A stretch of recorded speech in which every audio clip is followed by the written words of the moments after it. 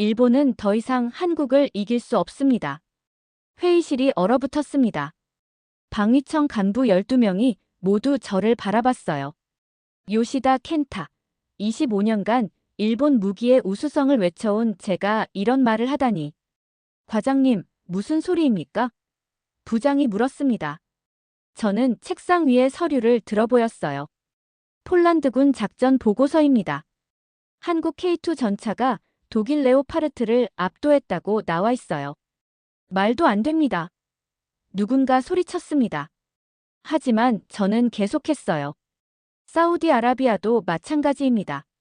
미국 패트리어트 대신 한국 천궁2를 선택했어요. 이유가 뭔지 아십니까? 성능이 더 좋다는 겁니다. 회의실 분위기가 싸늘해졌습니다. 하지만 전 멈출 수 없었어요. FA-50 전투기는 어떻습니까? 폴란드, 말레이시아, 이라크. 모두 우리 대신 한국을 선택했습니다.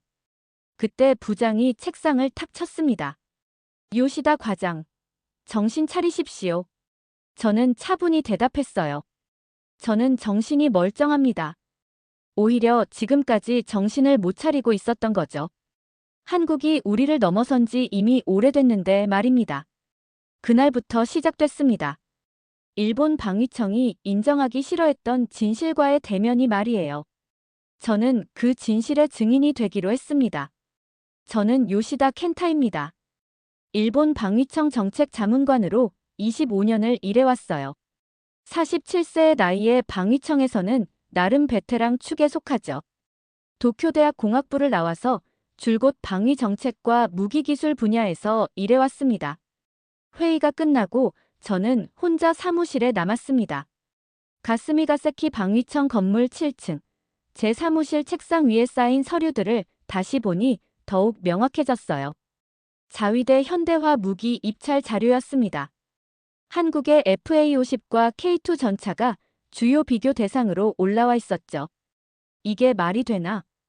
저는 중얼거렸습니다.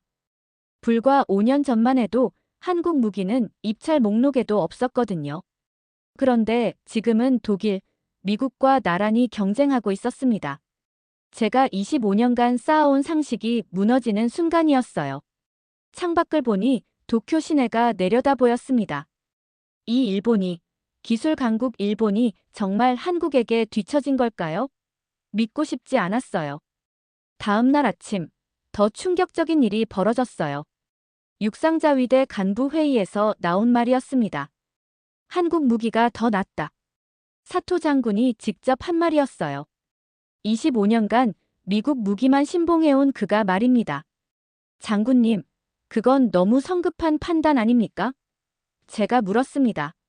사토 장군은 고개를 저었어요.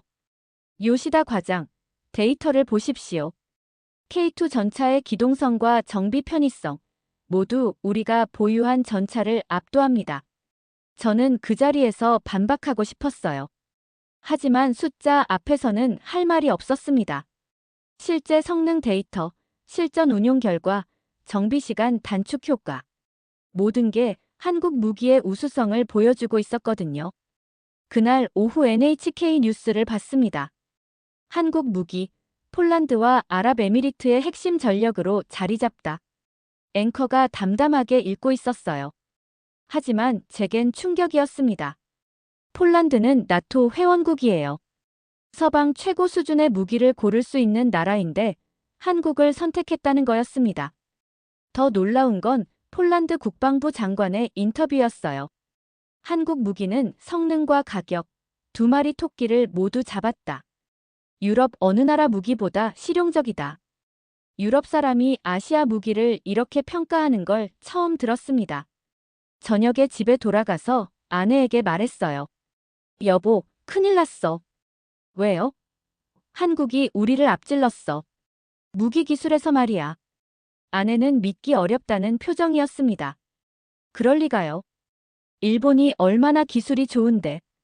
결혼 20년 동안 저는 늘 아내에게 일본의 기술력을 자랑했어요. 우리나라가 아시아 최고야. 그런데 이제 그 말을 할 수 없게 됐습니다. 하지만 숫자는 거짓말하지 않았어요. 한국 무기 수출액이 일본을 넘어선 건 이미 몇 년 전 일이었습니다. 그런데 저희는 인정하고 싶지 않았던 거죠. 아니, 정확히는 몰랐던 거예요. 방위청 내부에서도 이런 정보가 제대로 공유되지 않았거든요. 일주일 후 폴란드에서 온 공식 보고서를 받았습니다. 충격적이었어요. 한국산 K2 전차 레오파르트와 M1A2 대비 기동력 우수, 정비시간 40% 단축. 독일과 미국을 이겼다는 얘기였습니다. 저는 그 보고서를 몇 번이나 다시 읽었어요. 설마 번역이 잘못된 건 아닐까 하면서 말이죠. 하지만 원문을 확인해봐도 같았습니다. 폴란드군이 직접 실전 운용해본 결과였어요. 보고서에는 구체적인 수치가 나와 있었습니다. K2 전차의 파워팩 교체 시간이 30분, 독일 레오파르트는 2시간. 연료 효율성도 K2가 20% 높았어요. 이런 차이는 실전에서 생사를 가르는 요소들이었습니다. 저는 즉시 육상자위대 전차 담당자에게 전화했어요. 이 보고서 확인해 보셨습니까? 네, 과장님. 충격적입니다. K2의 파워팩 기술이 우리보다 훨씬 앞서 있어요. 구체적으로 어떤 부분이요? 독자 개발한 파워팩의 신뢰성이 뛰어납니다. 우리는 아직도 독일 MTU 파워팩에 의존하고 있는데 한국은 완전히 독립적인 시스템을 구축했어요. 더 놀라운 건 그 다음이었습니다. 육상자위대가 K2 전차 실사평가를 요청했다는 거예요. 25년 만에 처음 있는 일이었습니다. 일본이 외국 전차를 직접 평가해보겠다고 나선 거였어요. 하지만 한국 측 답변은 차갑였습니다. 우선 수출국 외에는 제한합니다. 우리가 거부당한 거였어요. 한국이 일본을 우선 수출 대상국에서 제외한 겁니다. 말이 됩니까? 저는 소리쳤습니다. 우리가 한국한테 무기를 보여달라고 부탁해야 한다는 겁니까? 하지만 현실이었어요. 한국은 이제 우리에게 무기를 팔 생각이 없었습니다. 생각해보니 당연한 일이었어요. 일본은 한국의 잠재적 경쟁국이자 때로는 갈등 관계에 있는 나라입니다.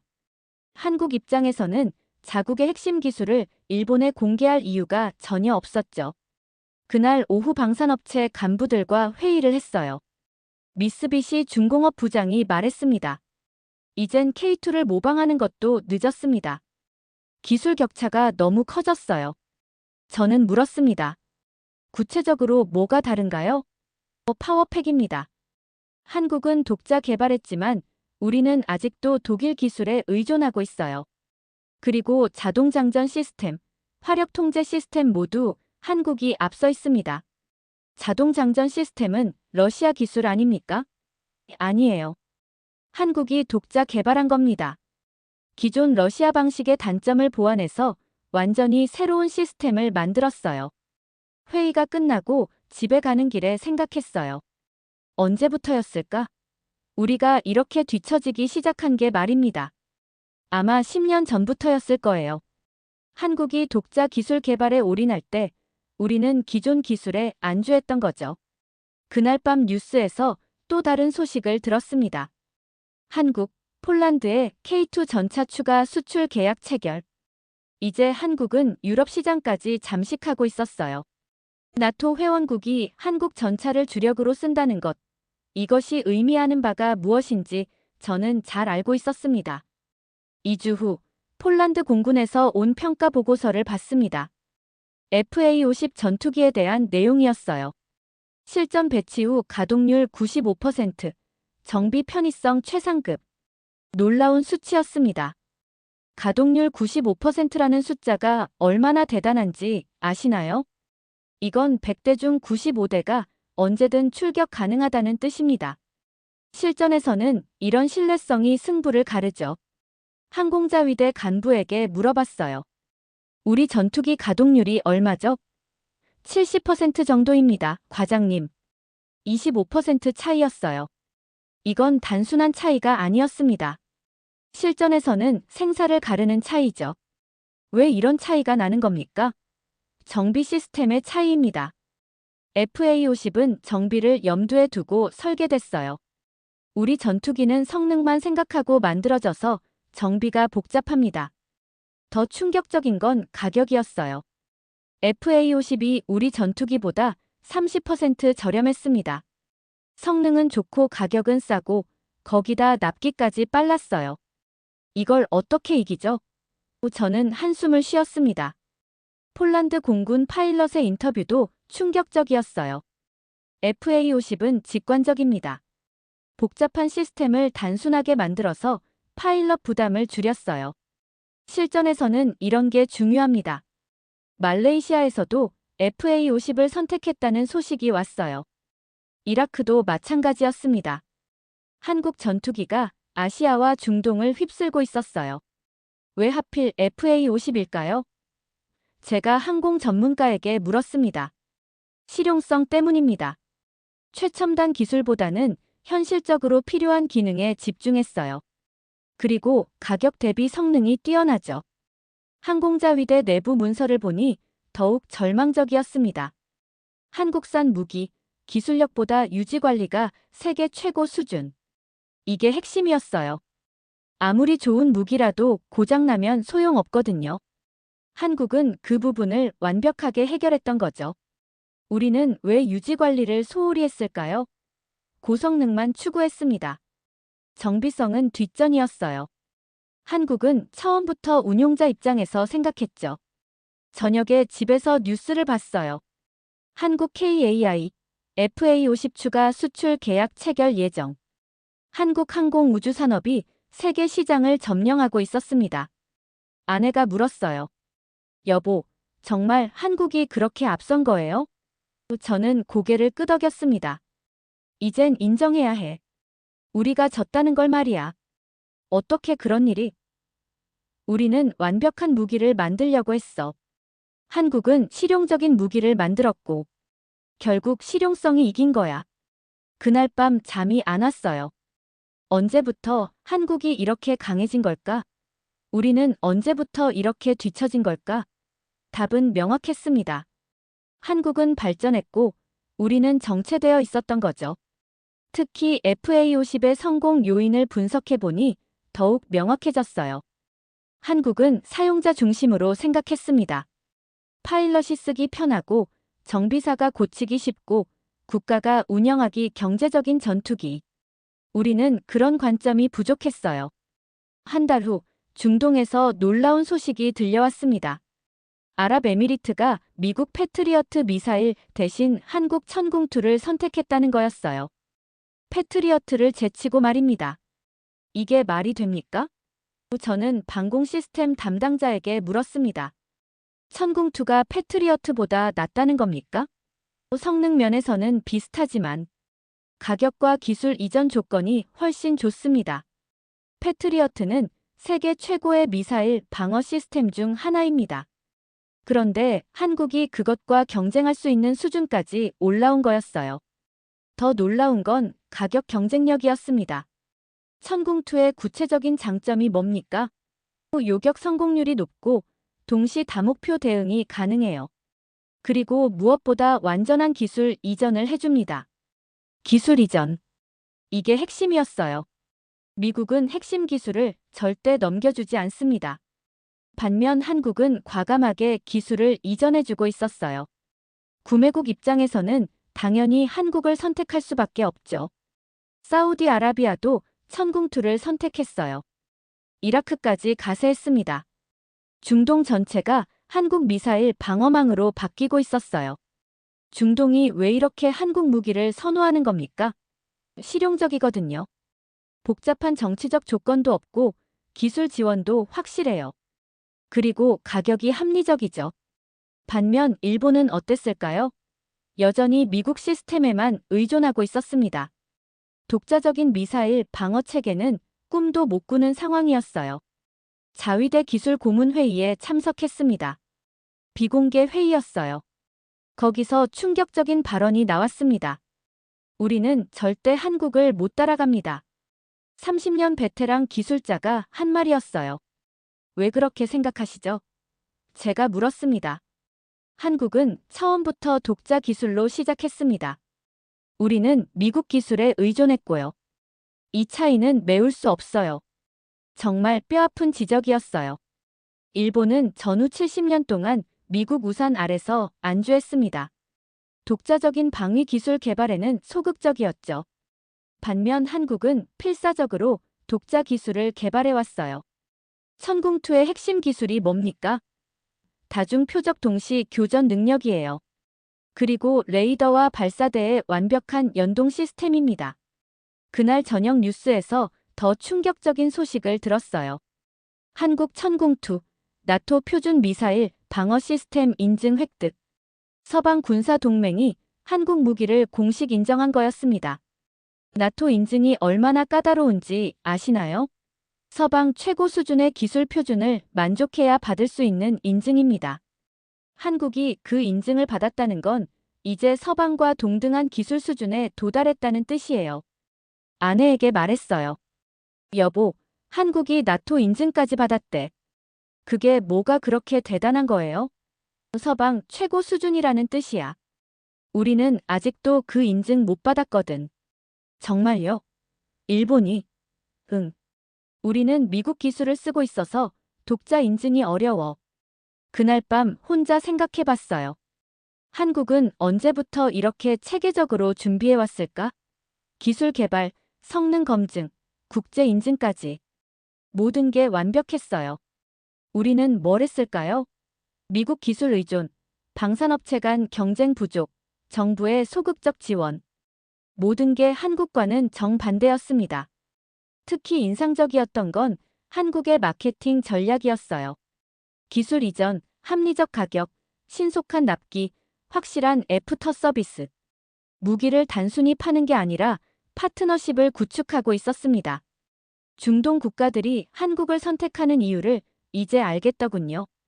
한국은 그들을 고객이 아니라 파트너로 대했어요. 기술도 나누고 함께 발전하자는 접근이었죠. 드디어 그날이 왔습니다.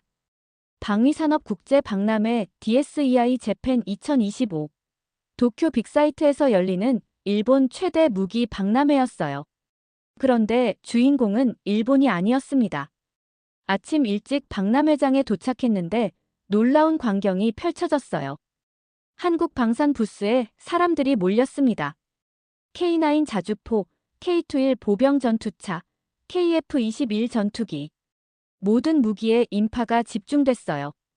이게 뭡니까? 저는 중얼거렸습니다. 일본에서 열리는 박람회인데 한국 부스가 가장 인기였어요. 반면 일본 부스는 한산했어요. 미쓰비시 중공업, 가와사키 중공업 부스에는 사람이 별로 없었습니다. 이게 뭡니까? 저는 박람회 관계자에게 물었습니다. 사람들이 한국 무기만 보고 있잖아요. 실제 성능 데이터가 있으니까요. 실전에서 검증된 무기들이거든요. 관계자의 답변이 뼈아팠어요. 우리 무기는 실전 경험이 부족했습니다. 반면 한국 무기는 이미 여러 나라에서 실전 운용되고 있었어요. 더 충격적인 건 그 다음이었어요. 일본 언론과 군 관계자들이 한국 부스로 몰렸습니다. 우리나라 사람들이 한국 무기를 취재하고 있었어요. NHK 기자가 한국 담당자에게 질문했습니다.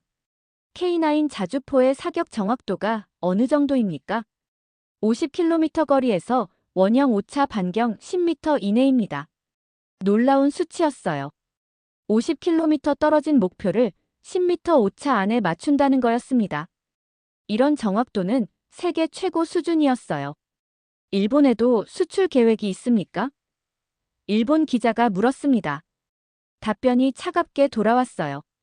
죄송하지만 일본에는 수출 계획이 없습니다. 거부당한 거였어요. 우리나라에서 열린 박람회에서 우리가 거부당했습니다. 이보다 굴욕적인 일이 있을까요? 저는 한국 부스로 갔습니다. KF-21 전투기 모형 앞에 서니 감탄이 나왔어요. 정말 잘 만들었네요. 한국 엔지니어가 자랑스럽게 설명해줬습니다. 국산화율 65%입니다. 세계 8번째 독자 개발 전투기죠. 세계 8번째요? 네. 미국, 러시아, 중국, 영국, 프랑스, 스웨덴, 인도에 이어 8번째입니다. 일본은 그 목록에 없었어요. 아시아에서는 중국, 인도, 한국이 독자 전투기를 개발했지만 일본은 아직이었습니다. 우리도 전투기 개발 계획이 있는데 제가 조심스럽게 말했습니다. 기술 교류가 가능할까요? 한국 측 답변은 단호했어요. 현재로서는 어렵습니다. 이유는 명확했어요. 일본은 한국의 잠재적 라이벌이자 때로는 적대적 관계에 있는 나라입니다. 핵심 기술을 공유할 이유가 전혀 없었죠. 그날 저녁 집에 가서 아내에게 말했어요. 여보, 오늘 정말 충격적이었어. 왜요? 일본 땅에서 열린 박람회인데 한국이 주인공이었어. 우리는 구경꾼이었고. 그 정도로요? 응. 우리 언론사들이 한국 무기를 취재하고 있었어. 그리고 한국은 우리한테 기술 공유를 거절했고. 정말 시대가 바뀐 거였어요. 과거에는 한국이 일본 기술을 배우려고 했습니다. 이제는 정반대가 됐어요.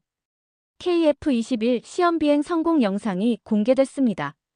일본 모든 방송사가 메인 뉴스로 다뤘어요. 한국이 독자 개발한 스텔스 전투기였습니다. 저는 영상을 보면서 놀랐어요.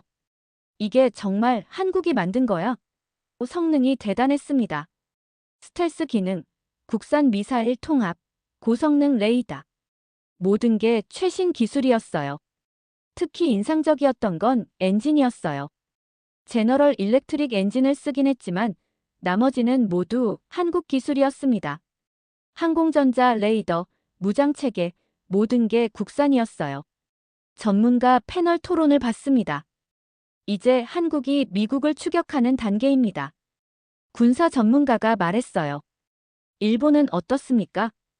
일본은 아직 개발 초기 단계입니다. 한국과 10년 이상 차이 납니다. 10년 차이라고요? 저는 충격받았어요. 그렇게 큰 격차가 벌어진 줄 몰랐거든요. 구체적으로 어떤 차이입니까? 사회자가 물었습니다. 한국은 이미 시제기를 띄웠습니다. 일본은 아직 설계 단계예요. 그리고 한국은 실전 배치까지 계획이 구체적이지만 일본은 개발 일정도 불투명해요. 항공자위대 장성과 만났습니다. KF-21에 대해 어떻게 생각하십니까? 솔직히 부럽습니다. 우리가 30년 동안 못한 일을 한국이 해냈어요. 30년이요? 일본이 독자 전투기 개발을 포기한 게 30년 전입니다. 그때부터 한국과 길이 갈라졌죠. 정말 뼈아픈 지적이었어요. 일본은 1990년대 FSX 사업을 포기하고 미국과 공동 개발을 선택했습니다. 반면 한국은 그때부터 독자 개발을 꿈꿨어요. 왜 우리는 독자 개발을 포기했을까요? 비용과 위험 때문이었습니다. 미국과 함께하는 게 안전해 보였어요. 하지만 결과적으로는 기술 종속만 심화됐죠. 그날 저녁 뉴스에서 더 놀라운 소식을 들었어요. KF-21 인도네시아 수출 협상 진행 중. 벌써 수출 상담이 들어오고 있었습니다. 아직 양산도 안 된 전투기를 수출한다고요? 아내가 놀라며 물었습니다. 성능이 검증됐으니까 가능한 거야. 그리고 한국의 무기 수출 신뢰도가 높아서 그래. 집에 가서 아내와 얘기했어요. 여보, 한국이 전투기까지 수출한대. 정말 대단하네요. 우리는 언제 그렇게 될까요? 저는 대답할 수 없었어요.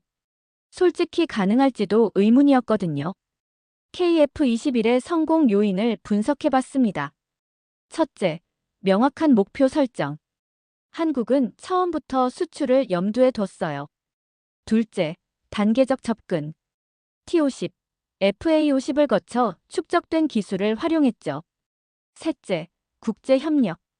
필요한 부분은 과감하게 외국 기술을 도입했어요. 반면 일본은 어땠을까요?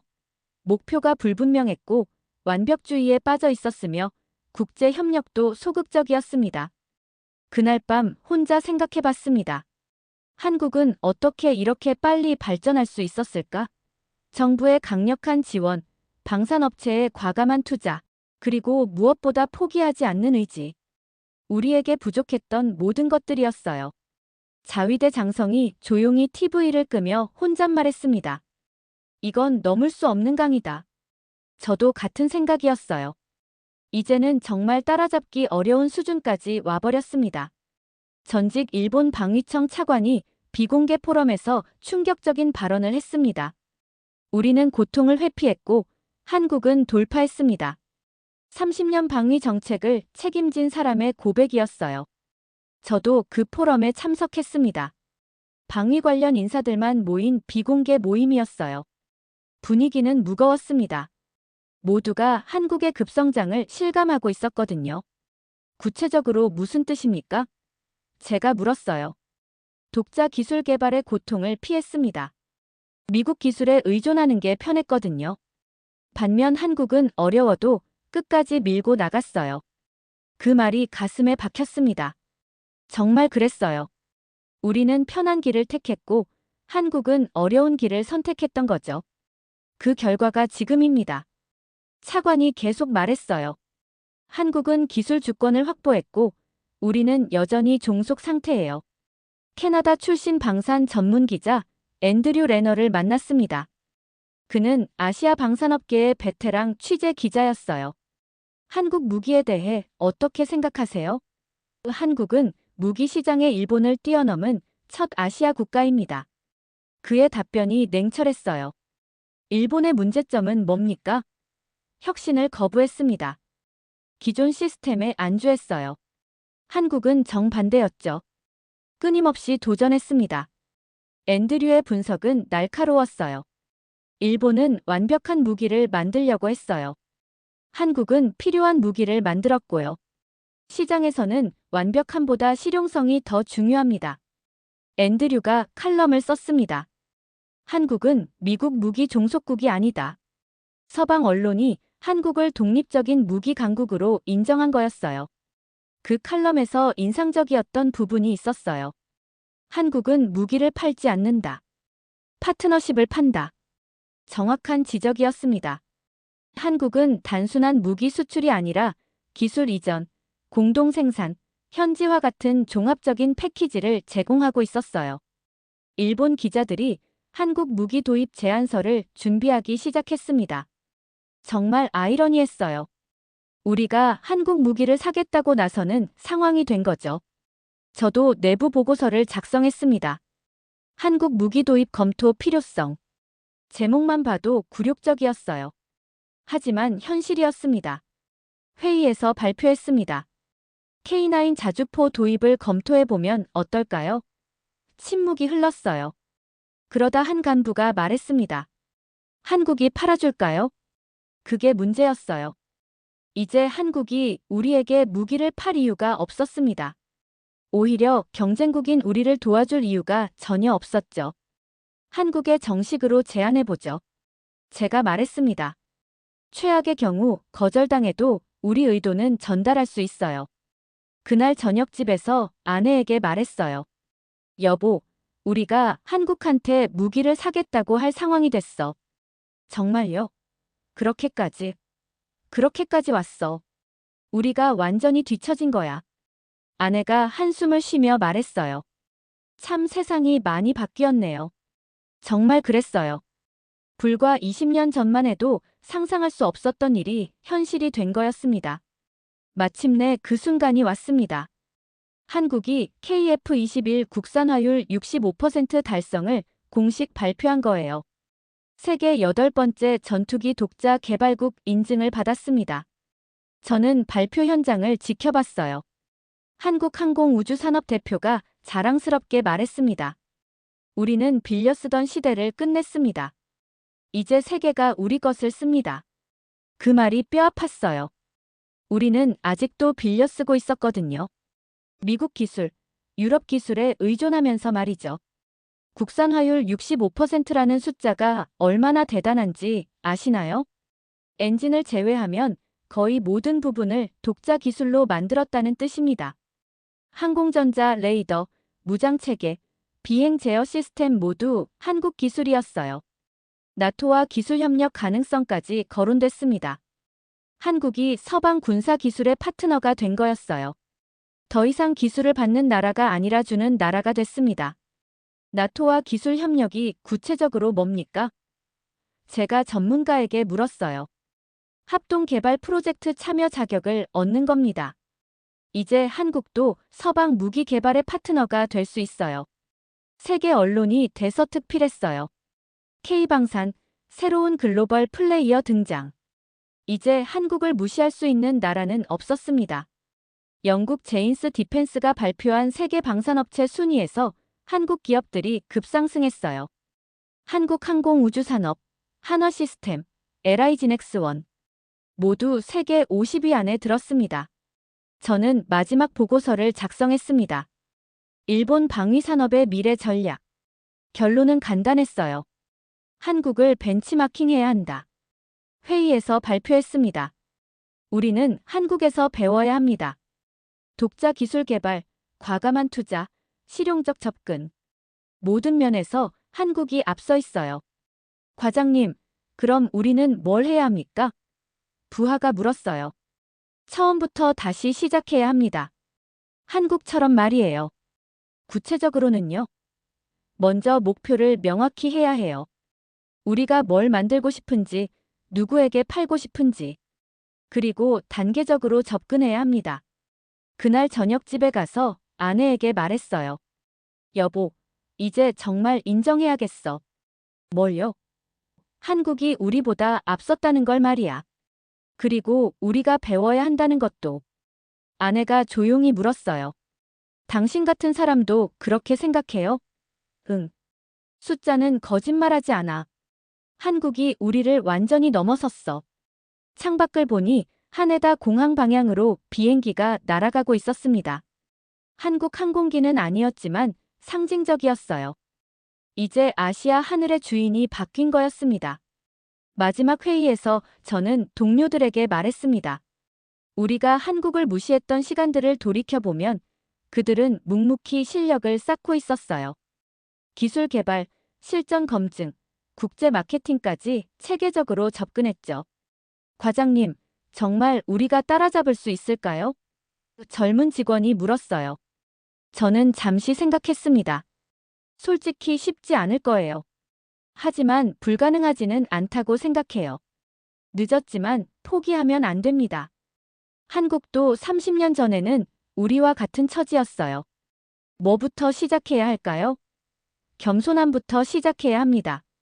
우리가 뒤처졌다는 걸 인정하고 한국의 성공 사례를 연구해야 해요. 한국의 성공 요인을 정리해봤습니다. 첫째, 명확한 비전. 기술 독립이라는 목표가 분명했어요. 둘째, 지속적 투자. 정부와 기업이 장기간 꾸준히 투자했죠. 셋째, 실용주의. 완벽함보다는 실제 필요한 기능에 집중했어요. 넷째, 글로벌 마케팅. 처음부터 수출을 염두에 두고 개발했습니다. 반면 일본은 어땠을까요? 비전이 불분명했고 투자가 분산됐으며 완벽주의에 빠져 있었고 내수 시장에만 안주했습니다. 이제라도 바꿀 수 있을까요? 부장이 물었어요. 시간이 걸리겠지만 가능하다고 봅니다. 하지만 근본적인 사고 전환이 필요해요. 저는 25년간 일본 방위청에서 일하면서 많은 변화를 봤습니다. 하지만 이번처럼 충격적인 변화는 없었어요. 아시아의 힘의 균형이 완전히 바뀐 거였습니다. 마지막으로 저는 개인적인 다짐을 했습니다. 한국의 성공을 시기하거나 질투하지 말자. 대신 배우자. 그날 밤 집에서 한국 뉴스를 봤습니다. KF-21의 추가 시험 비행 성공 소식이었어요. 이제 실전 배치만 남은 상황이었습니다. 아내가 말했어요. 한국 사람들 정말 대단하네요.